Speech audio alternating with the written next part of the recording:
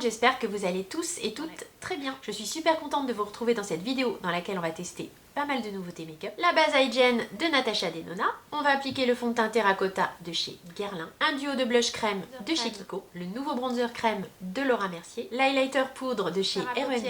Un petit duo de fard à paupières de la marque Max More qui va être tout à fait comparable au fard à paupières liquide de chez Rare Beauty. L'anti-cerne Color Stay de chez Revlon. On va mettre en action la palette Shimmer Saga de LH Cosmetics qui se présente comme ceci. Le mascara de L'Oréal, le Telescopic Lift qui a fait un petit peu le buzz sur les réseaux sociaux. Et pour finir, l'huile à lèvres de chez Rare Beauty. Attention, on tient peut-être une petite pépite. On fera aussi une petite pause café dans mon jardin. Toutes mes vidéos sont chapitrées, donc si un passage vous intéresse plus que l'autre, vous pouvez vous y rendre directement. Si c'est le thème de cette vidéo qui vous amène sur ma chaîne YouTube, je vous souhaite la bienvenue. Je vous invite d'ores et déjà à vous abonner à ma chaîne YouTube pour ne rien manquer des futures aventures make-up. Vous verrez qu'ici on parle maquillage mais sans jamais se prendre au sérieux. Dernière parenthèse, tous les liens des produits ainsi que ma page Amazon sont en barre d'infos. Et sans plus attendre, on commence. Pour le primer, on va mettre le Hygiene Skin Glass de Natasha Denona. Je vais vous relire rapidement ses caractéristiques. C'est un sérum léger avec une consistance soyeuse au fini rosé. Il a une action repulpante sur la peau. Il réduit l'excès de sébum de la zone T pour un teint instantanément éclatant avec une sensation fraîche peau de bébé. Je l'ai déjà testé sur mon visage. C'est effectivement un sérum base assez riche et très lumineux. Comme après, on va mettre le fond de teint Terracotta qui n'est pas un fond de teint non plus hyper nourrissant. Je me dis que ça peut être bien quand même de mettre en dessous une base assez riche. Surtout que comme vous le savez peut-être, j'ai la peau maintenant quand même assez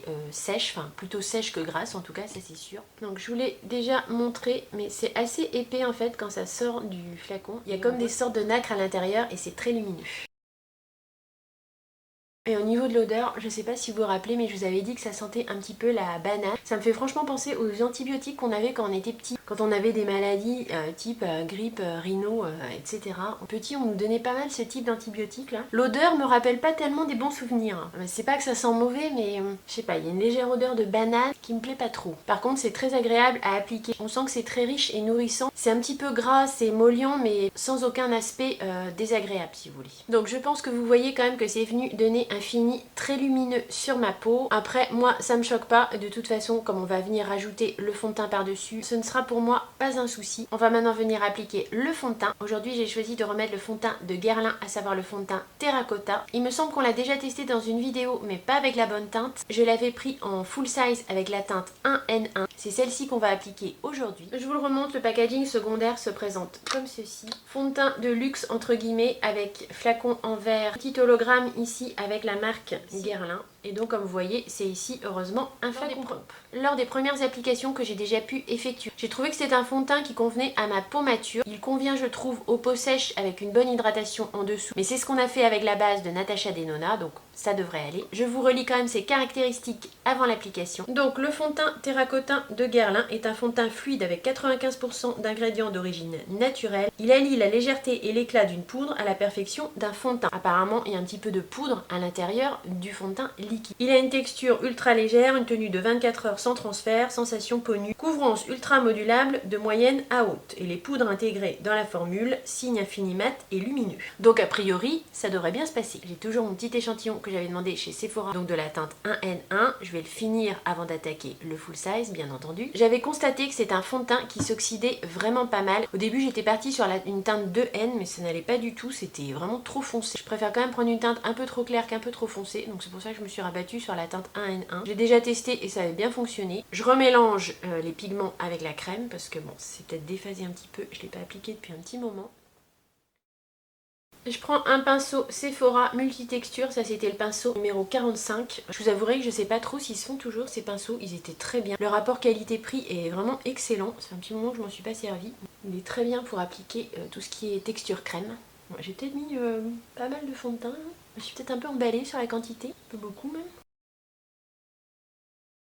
Voilà où on en est après l'application du fond de teint. Je trouve le rendu assez naturel. C'est pas le fond de teint le plus naturel que je possède dans ma collection. Je trouve qu'il a quand même un joli fini, on peut dire effectivement semi-mat lumineux. Je vais faire mes sourcils et on va passer à l'application de l'anti-cerne. Voilà, sourcils faits asymétriques comme d'habitude. Reine 9 sous soleil, je vous ai pas filmé comment j'ai fait mes sourcils, je les ai fait comme d'habitude avec un crayon à sourcils en rajoutant par-dessus ma poudre grise Helen Wild. On va maintenant passer à l'application de l'anti-cerne. On a plusieurs anti-cernes à tester mais dans cette vidéo On va tester le Color Stay de chez Revlon que j'ai pris en teinte 0,15 chez Monoprix. C'est un anti-cerne haute couvrance totale au fini naturel imperceptible et qui est censé flouter les pores. Je vais quand même vous remontrer l'embout. La teinte est assez claire, j'espère que ça va aller. C'est un petit embout comme ça, triangulaire et biseauté, si vous ne l'aviez pas vu dans mon dernier haul.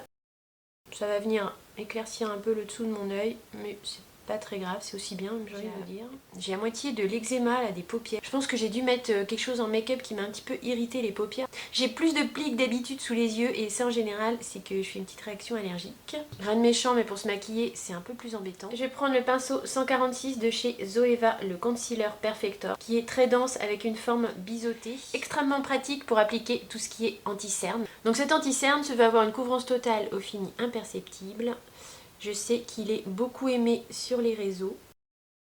Ah, il est très clair par contre par rapport au reste de mon teint. Je sais pas si vous voyez, mais pour le fond de teint, heureusement que j'ai pris une teinte claire parce que au final, par rapport à mon cou, il est encore limite plus foncé que mon cou. Pourtant, je suis sur une teinte 1N, donc j'ai vraiment pris une teinte clair. Si vous avez envie d'acheter ce fond de teint, je vous conseille vraiment de l'essayer avant en échantillon parce que je trouve qu'il oxyde quand même vraiment beaucoup et c'est quand même bien de le tester avant parce que c'est quand même pas des fonds de teint qui sont donnés. Ça fait quand même mal au cœur de se planter sur la couleur. J'en remets un petit peu parce que je sais pas, je le trouve un peu clair donc du coup j'ai un petit peu envie de plus camoufler ici. En tout cas la texture est effectivement très fine, imperceptible. La couvrance est très très bonne. Couvrance totale, je sais pas, le problème c'est que j'ai une teinte vraiment très claire donc c'est difficile de se rendre compte. Donc cet anti-cerne, est-ce qu'il est extraordinaire? Je ne sais pas. Est-ce qu'il est à la hauteur du buzz qu'il fait sur les réseaux? Je le vois très souvent dans les vidéos avec que des éloges. Pour l'instant j'ai rien à lui reprocher, on fera le point en fin de vidéo. J'aime bien laisser l'anti-cerne vivre un petit peu sa vie avant de voir vraiment ce qu'il donne. Dans cette vidéo, comme je vous l'ai dit, on va tester la crème bronzante de Laura Mercier. Je vous avouerai que j'ai quelques craintes parce que depuis que j'ai acheté ce produit, je l'ai vu plusieurs fois en action en vidéo et ça se passait pas toujours très bien. C'est peut-être un tort de regarder trop de vidéos avant de tester soi-même le produit, mais ça peut aussi mettre en garde, je pense, contre certaines catastrophes. Donc le produit qu'on va appliquer, c'est celui-ci. C'est une crème bronzante de chez Laura Mercier. Je vais vous relire bien sûr comme toujours ses caractéristiques avant l'application. C'est une crème bronzante soin éclat ensoleillé avec des nacres bronzants qui s'adaptent à la carnation. Donc c'est plutôt un bronzer au fini normalement satiné lumineux. Il a un côté lissant et uniformisant pour le teint. C'est un produit multi-usage pour les lèvres, les joues et les yeux. Il est hydratant, il contient 60% d'eau et des graines de fruits qui ont aussi des propriétés hydratantes. Il a également un côté soin anti-irritation. Ils indiquent de le travailler sur le dos de la main avant de l'appliquer, puis de l'appliquer au doigt ou au pinceau. J'ai pris la teinte Sunlight qui est une teinte peut-être finalement un petit peu foncée, nous allons voir ça. Et je vous avouerai que j'ai un peu peur. Je vais d'abord faire un côté. Si ça fonctionne pas bien, je me dis que je vais peut-être le mélanger avec la base hydratante de Laura Mercier qu'on a mis en action dans une de mes dernières vidéos. On va d'abord essayer sans, j'espère que ça va bien se passer. Je vais prendre un pinceau 108 de Réelle Technique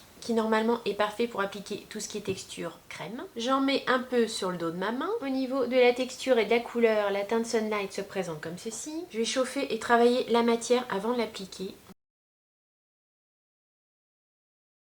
On va en remettre un petit peu.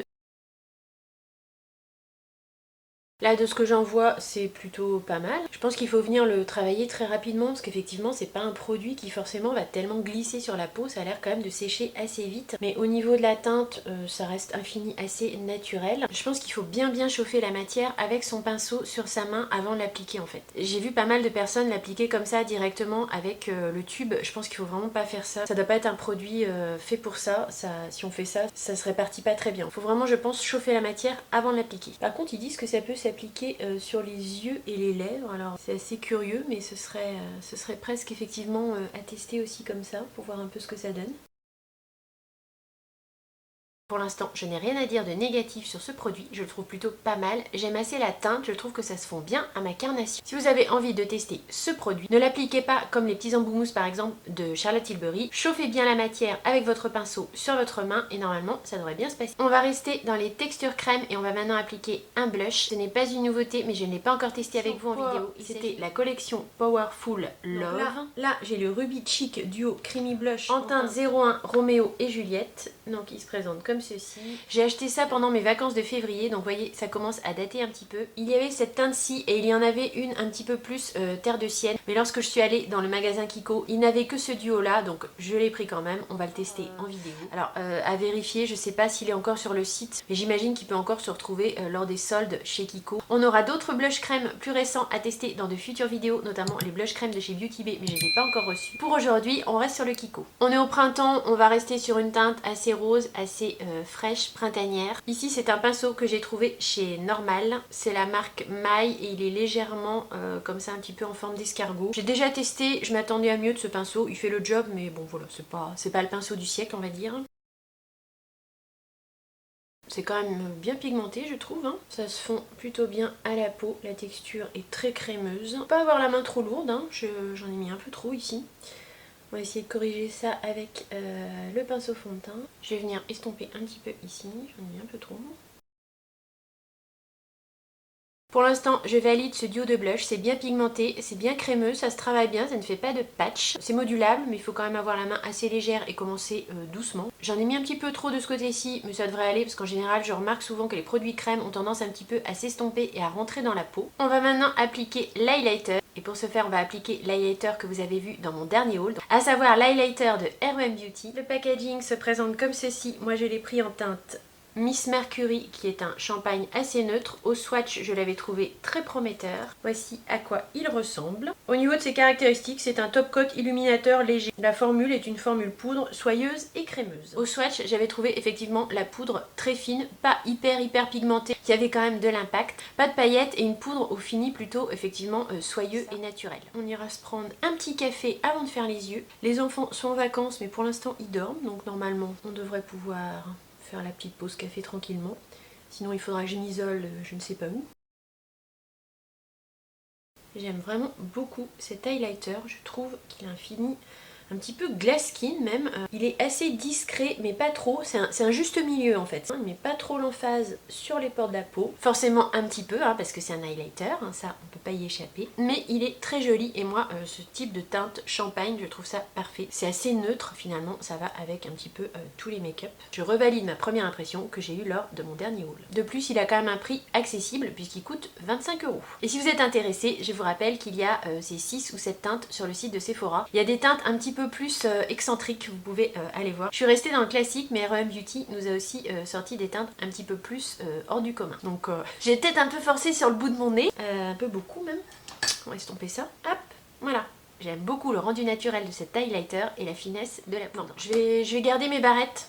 On va se faire une petite pause café, mais je vais garder mes barrettes, je suis désolée. Mais comme j'ai pas encore fait les yeux, si j'enlève les barrettes, je risque d'avoir les cheveux qui me tombent sur les yeux, ça va m'agacer. Donc tant pis, vous aurez ma tête style bigoudi pour le café. En tout cas pour l'instant, je trouve que le rendu de mon teint avec les produits appliqués est plutôt pas mal et très naturel.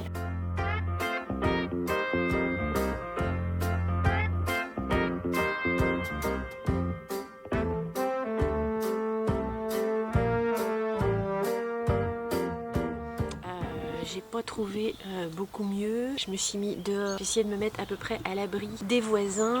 Les gamins sont pas encore réveillés, mais au moins ici, je serai plus tranquille. J'ai mis mes lunettes parce que j'ai le soleil en face. Et je vais pas parler trop fort parce que je suis dehors. Pendant les vacances scolaires, c'est pas simple parce qu'il y a les enfants dans la maison. Et la bonne nouvelle, c'est que le 1er mai et le 8 mai, ça tombe de lundi. Comme vous le savez, moi c'est mes lundis normalement de temps partiel et c'est les jours où je peux tourner mes vidéos.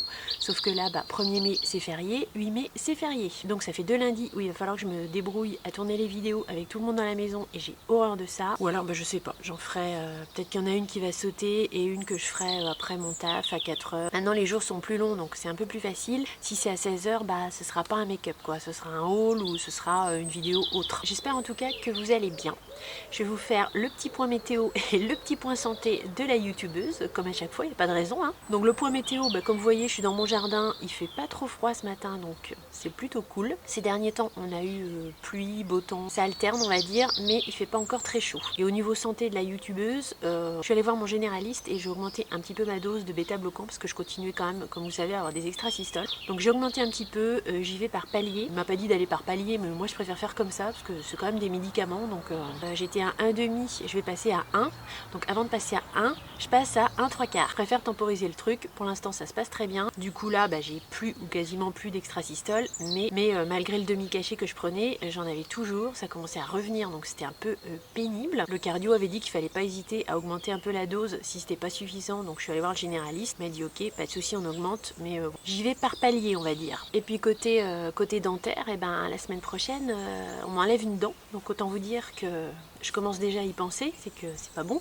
Plus ça va arriver, plus je vais stresser, je sais. Je sais que ça va me pourrir un peu la vie, j'ai beau me dire, voilà, mon dentiste c'est un bon dentiste, il va me faire une piqûre et tout, enfin il n'y a pas de raison que j'ai plus mal que ça, mais voilà, il n'y a rien à faire. Ça va me gâcher les jours à venir, c'est certain. Sinon, je suis plutôt contente de vous faire un petit crash test make-up ce matin, ça faisait un petit moment que j'en avais pas fait en fait, j'avais dû faire, oui j'avais fait le rangement make-up avant et puis le haul. Les crash test make-up, je crois que c'est les vidéos que je préfère faire, mais c'est les vidéos aussi qui me stressent un petit peu plus, enfin je sais pas comment vous dire, il y a plus d'impact quoi. Que vous faites un haul, vous faites une wishlist ou d'autres vidéos, c'est moins impactant je trouve, mais faire un make-up, il y a un petit côté un peu plus stressant, un petit peu plus impliquant en fait quand on fait un make-up. C'est peut-être des vidéos à faire peut-être un peu plus intéressantes que les hauls, quoique j'adore faire les hauls aussi, mais je pense que quand même faire les tests make-up, c'est ce que je préfère. Si vous avez vu mon dernier haul, vous avez dû suivre mes péripéties au niveau Sephora. Alors Sephora, j'ai pas recommandé depuis à l'heure où je vous tourne cette vidéo. Je sais pas comment ça se passera au niveau d'une éventuelle prochaine livraison, j'ai pas recommandé encore. Pour Pat McGrath, ils ont été super réactifs. Du coup, l'anti-cerne, je l'ai gratuit. Ils m'ont pas demandé de le retourner, donc je garde l'anti-cerne. C'est plutôt sympa finalement. Et pour le bronzer, en fait, ils m'ont renvoyé en DHL, donc normalement, ça devrait être plus rapide. J'avais presque espoir de le recevoir aujourd'hui. Sur le suivi DHL, c'est marqué que je vais l'avoir demain. Alors, je sais pas, est-ce que j'ai un petit espoir que ça arrive aujourd'hui? On sait jamais. Ça se trouve, ça arrivera avant la fin de la vidéo. Bon, j'y crois pas trop. Je pense que ce sera plutôt dans un prochain test. Je voulais vous dire, en tout cas, au niveau de l'expérience que j'ai eue du SAV Pat McGrath, franchement, là, ils ont été super réactifs. Et en plus, j'avais demandé à ce que le produit soit retourné un petit peu plus rapidement que le premier, parce que le premier c'était 15 jours. Le bronzer, si tout va bien, je vais le recevoir à peu près en une semaine. Donc franchement, bon, ils ont quand même bien écouté mes demandes, il n'y a vraiment rien à dire. Je suis désolée, je garde mes lunettes, mais j'ai le soleil en face, donc sinon ça va pas être confortable pour moi.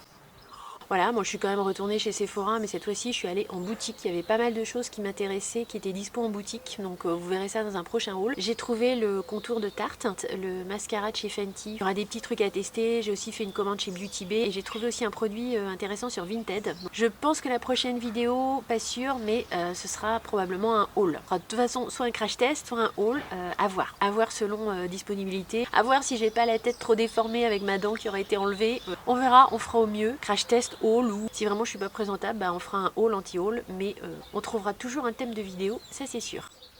On va aller continuer le make-up tant que les enfants sont pas réveillés. Comme ça, je suis sûre que j'aurai pas de bruit. Et puis, il faut quand même finir le ravalement de façade, quoi. Je vous rapproche un petit peu pour les yeux. On va commencer par mettre en guise de fard à paupières un de ces fards à paupières liquides que j'avais trouvé chez Action. Donc là, c'est la marque Max More. Ça fait un petit moment que je les ai trouvés. Très honnêtement, je suis pas sûre qu'ils soient encore dispo dans les magasins Action. Je suis allée chez Action il y a pas longtemps. Je les ai pas vus. Après, je sais que c'est très variable suivant les Actions.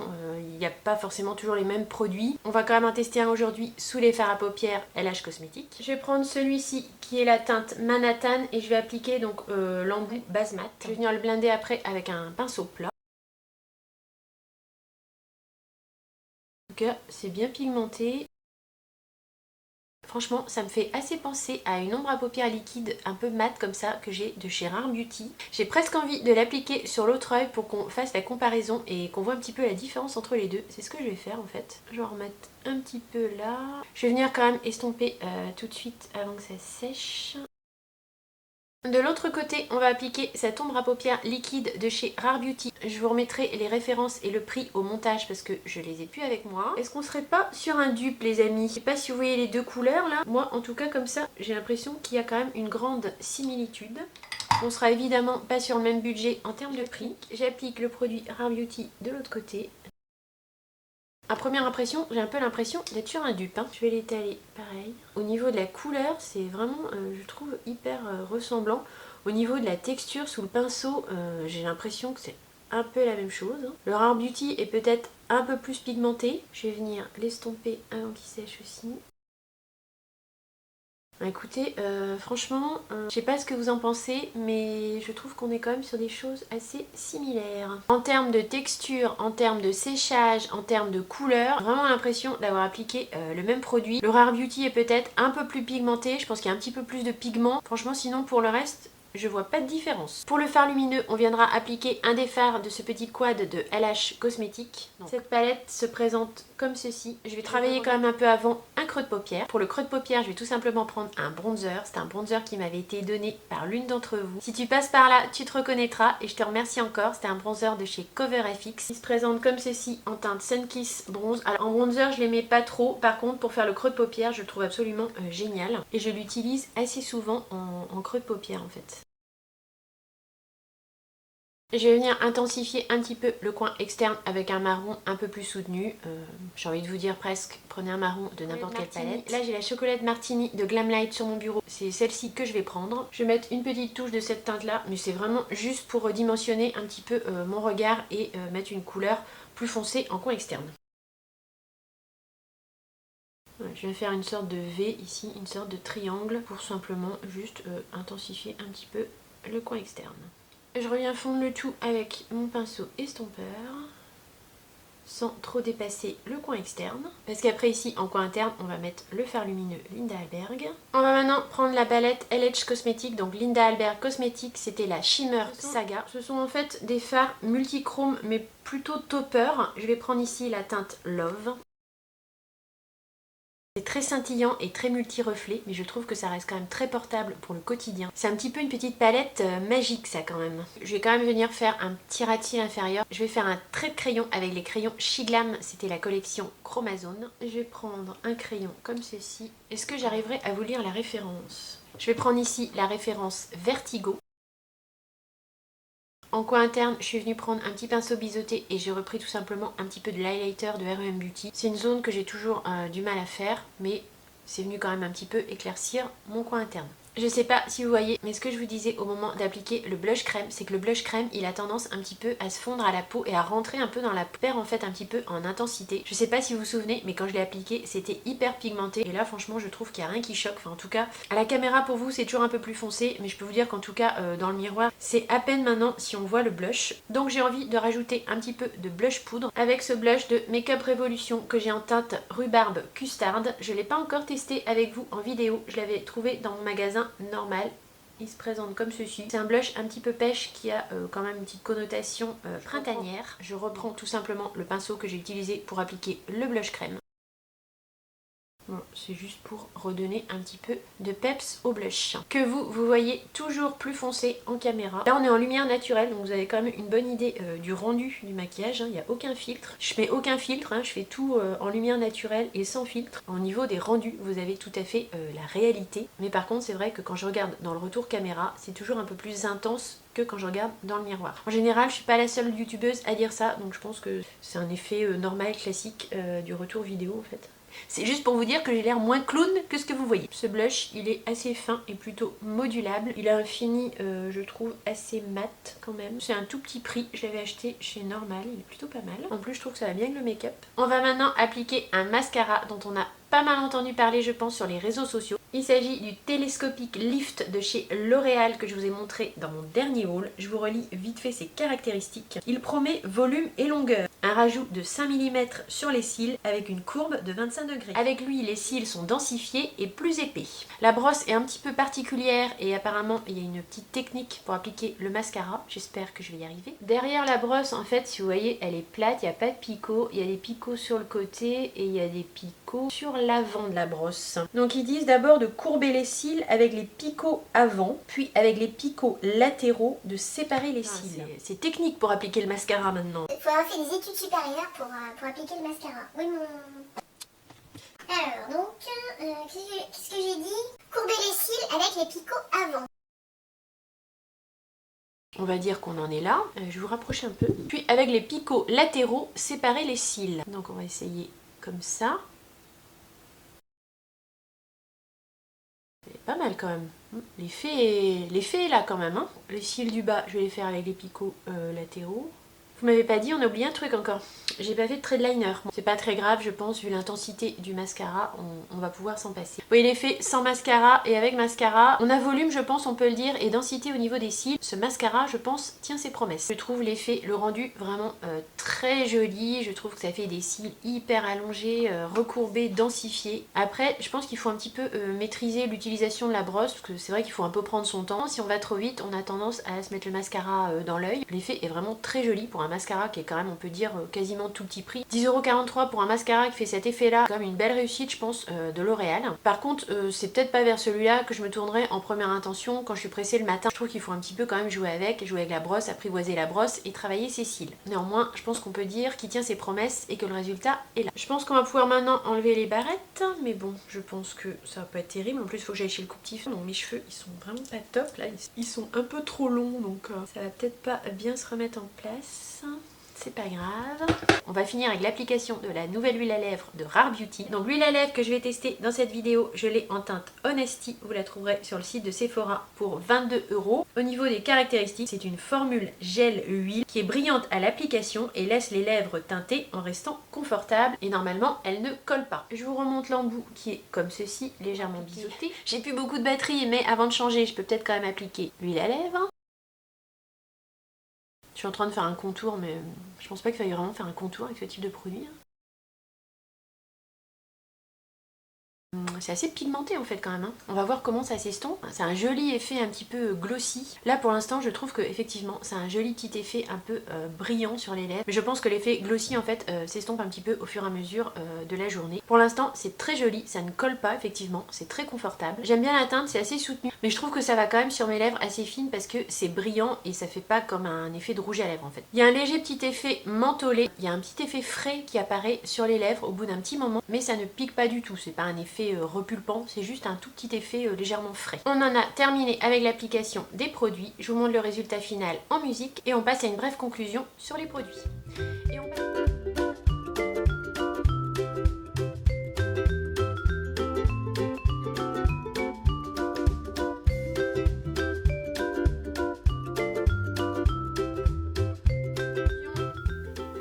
sur les produits testés. La base Sérum Hygiene Skin Glass de Natasha Denona, elle est nourrissante pour les peaux sèches, elle a bien fonctionné avec le fond de teint Terracotta de chez Guerlain. Et un côté très nacré, très lumineux quand on l'applique, mais comme vous voyez sur mon teint, une fois le fond de teint et les autres matières appliquées, ça choque absolument pas du tout, j'ai absolument pas d'effet boule à facettes, à la limite on voit même plus trop le côté nacré. Ça c'est une base que je vais appliquer sous des fonds de teint qui seront peut-être un petit peu secs, un petit peu limite en termes d'émollience en fait. Quand j'aurai besoin d'une base très nourrissante, je vais je pense facilement me tourner vers celle-ci. Je suis pas fan des pipettes mais là je trouve qu'elle fonctionne bien. Le seul petit bémol c'est que j'aime pas l'odeur, comme je vous ai dit ça me rappelle un antibiotique de mon enfance que je détestais, mais ça reste éphémère, l'odeur ne reste pas sur votre peau, vous la sentez juste un peu au moment de l'application. Le fond de teint Terracotta, je l'ai appliqué en teinte 1N, je le trouve très bien, je n'ai pas eu besoin de le poudrer. C'est un fond de teint qui allie une texture liquide avec une texture poudre. Il a un effet semi-mat lumineux avec un léger effet poudré. Je trouve qu'avec une bonne base hydratante, il convient bien à ma peau mature, un petit peu sèche et déshydratée. On voit quand même que j'ai un fond de teint, mais je trouve l'effet très naturel. Attention aux teintes, il a quand même une oxydation, je trouve,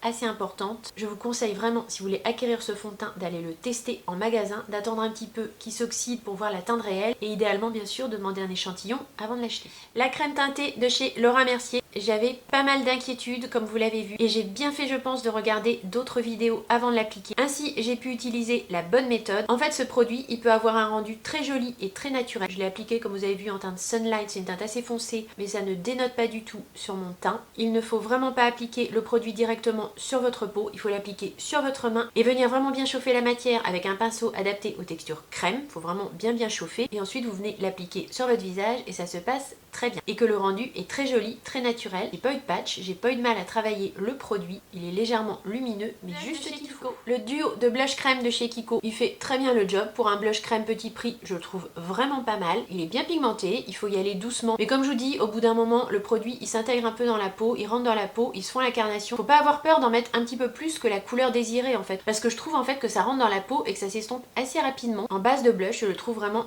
très bien. La formulation crème ne fait aucun patch. Ça se travaille travaille parfaitement bien sur la peau, c'est très agréable. C'est une crème très soyeuse et facile à intégrer au maquillage. L'highlighter poudre de chez Rare Beauty que j'ai testé en teinte Miss Mercury, je le trouve parfait. C'est un highlighter qui conviendra parfaitement pour les peaux matures et pour les matins précis. Il est lumineux mais fin et soyeux. Il est impactant mais pas trop. Juste ce qu'il faut pour un maquillage réussi. Les deux ombres à paupières liquides que j'ai testé sur ma paupière mobile. Pour moi là, on est sur un dupe. Donc d'un côté le produit Max More, de l'autre côté l'ombre à paupières liquide de chez Rare Beauty. Comme vous avez vu à l'application, les couleurs sont identiques. Le temps de séchage est le même. Ça se travaille de la même manière. Ces deux produits en base à paupières ou même tout seul, je trouve, sont top et tout à fait équivalents, mais vous l'aurez compris, pas au même prix. Si vous trouvez ces petits trucs là chez Action, j'aurais tendance à vous les recommander. Un sans faute aussi pour cette petite palette, la Shimmer Saga de LH Cosmetics. Elle a un coup, mais les 4 fards à paupières sont vraiment très lumineux, très multichrome. C'est très scintillant, mais sans un gros effet pailleté ou sans effet de matière. Ça s'applique parfaitement bien et ça ressort parfaitement bien sur une autre ombre à paupières. C'est lumineux et scintillant, mais tout à fait portable au quotidien. L'anti-cerne Color Stay Revlon, je l'ai appliqué en teinte 0,15. Je l'ai choisi un petit chouïa trop clair. Je vous ai dit que j'aimais bien les anti-cernes clairs. Ça vient bien illuminer le regard et le dessous de l'œil, mais là, on est peut-être un petit chouïa trop clair pour moi pour la teinte 0,15. Si vous avez la même carnation que moi, prenez peut-être quand même une teinte au-dessus. Je l'ai pas poudré, il n'a pas spécialement filé dans mes ridules. Je regarde un petit peu comment il a évolué au cours du make-up. Je l'ai pas poudré, c'est un anti-cerne qui fonctionne pour moi sur les peaux matures sans être poudré. Il a pas marqué mes petits plis plus que ça, disons de façon très raisonnable pour un anti-cerne. Pour l'instant, il a pas bougé du tout, il a pas migré du tout. Il a l'air de bien se comporter. Il est très fin, il n'y a aucun effet de matière. C'est vrai qu'il a plutôt de bons atouts. Après, est-ce que c'est l'anti-cerne du siècle? Je sais pas, à voir. C'est vrai qu'il est quand même pas mal. Pour un avis définitif, évidemment, il faudra le tester plusieurs fois. Le mascara, le Telescopic Lift de L'Oréal, écoutez, je pense qu'il parle de lui-même. Il m'a quand même fait de très beaux cils. Pour moi, il a un côté un petit peu plus longueur que volume. Il densifie et recourbe bien les cils. C'est vrai qu'il n'y a pas grand chose à lui reprocher, c'est juste peut-être la brosse qui est un petit peu particulière et donc il faut un petit peu apprendre à maîtriser. Vous voyez par exemple pour l'instant c'est pas celui-là que je vais mettre quand je suis pressée le matin, je vais le mettre plutôt quand j'ai un petit peu de temps pour travailler mes cils. Pour l'instant il faut que j'apprivoise un petit peu la brosse, mais c'est sûr il fait son petit effet, on est quasiment quand même effectivement sur un effet fossile. L'huile teintée de chez Rare Beauty, je vais l'appliquer en teinte Honesty. Et bah écoutez, je l'ai carrément oublié, je la sens absolument pas sur les lèvres. C'est très facile d'application, c'est nourrissant mais pas trop. Vous n'avez pas d'effet huileux collant. Vous avez un petit effet un petit peu huileux et hydratant au moment de l'appliquer, mais ça part très rapidement. Comme vous voyez, ça reste légèrement glossy, mais on la sent absolument pas. J'avais complètement oublié que j'avais quelque chose sur les lèvres. On sent en plus que la tenue va être bonne. Je sais pas comment vous expliquer, mais je sens que l'huile en fait, elle est rentrée dans mes lèvres. Je sens que même si je mange et que je bois, j'ai la sensation, si vous voulez, que l'huile, elle s'est ancrée dans mes lèvres. Je dirais bien là qu'on tient une petite pépite, surtout pour les gens qui aiment pas avoir les lèvres trop marquées, qui aiment quelque chose de discret, qui ont les lèvres fines. Je crois que pour cette huile de Rare Beauty, je vais partir sur un petit coup de cœur. On va conclure cette vidéo ici. J'espère très sincèrement que ce petit crash test vous aura plu. J'ai eu énormément de plaisir à le réaliser pour vous. N'oubliez pas le petit like, le petit thumbs up si vous aussi vous avez passé un bon moment en ma compagnie. J'ai très hâte de vous filmer et de vous retrouver dans la prochaine vidéo. Portez-vous bien, je vous fais gros bisous et je vous dis à très vite. Bisous, bye.